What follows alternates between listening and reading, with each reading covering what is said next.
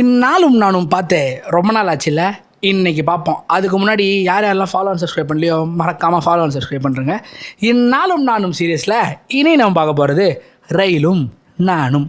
வீட்டிலேருந்து சென்னை கிளம்பலான்னு ரயில்வே ஸ்டேஷனுக்கு கிளம்புனேன். நீ பஸ்லலாம் போக மாட்டியான்னு கேட்டிங்கன்னா எனக்கும் பஸ்ஸுக்கும் இந்த லாங் ட்ராவல்லாம் செட் ஆகாது. பிகாஸ் பாதி வயலே உச்சா வர ஆரம்பிச்சிடும். அதை வேறு அடக்கிக்கிட்டு அப்படியே ஒரு மாதிரி மைண்டெல்லாம் ஸ்ட்ரெஸ்ஸாக போக ஆரம்பிச்சிடும். என்ன மாதிரி ப்ராப்ளம் எவ்வளோ பேருக்கு இருக்குன்னு மறக்காமல் கூச்சப்படாமல் கமெண்ட்டில் சொல்லிட்டு போங்க. முடியலையே, நாங்க என்ன பாடுப்பா முடியாது. அட இப்படியாச்சுன்னு பாட்டு முடியாது. அதுக்குன்னு பஸ்லேயே போக மாட்டீங்கன்னான்னு கேட்டிங்கன்னா அப்படிலாம் கிடையாது. வேறு வழியே இல்லைன்னா பஸ்ஸில் போவேன்.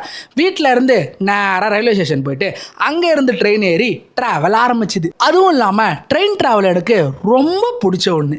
விண்டோ சீட் தான் வேணும்னு ப்ரிஃபரன்ஸில் கொடுத்து புக் பண்ணேன். ஆனால் ஏறி உக்காந்ததும் அதே விண்டோவில் கையை நசுக்கிக்கிட்டேன். எத்தனை பேருக்கு ட்ரெயினில் அந்த இடத்த பார்த்தா இன்னும் பயமாக இருக்கும்? மறக்காமல் சொல்லுங்கள். அப்புறம் கொஞ்ச நேரம் கழித்து வீட்டில் இருந்து பூரி எடுத்துகிட்டு வந்தேன். அதை சாப்பிட்டுட்டு அப்புறம் மட்டமான கேவலமான டீங்கிற பேரில் ஒரு இஞ்சி தண்ணியை குடிச்சிட்டு அது டீ வெந்நீரை கொடுத்தா எப்படியா குடிக்க முடியும்? அப்படியே சென்னை வந்து சேர்ந்துட்டேன். இந்நாள் நீங்கள் ஃபாலோ அண்ட் சப்ஸ்கிரைப்லாம் பண்ணிங்கன்னா இனிதே முடியும். ஸோ மறக்காமல் பண்ணிவிடுங்க.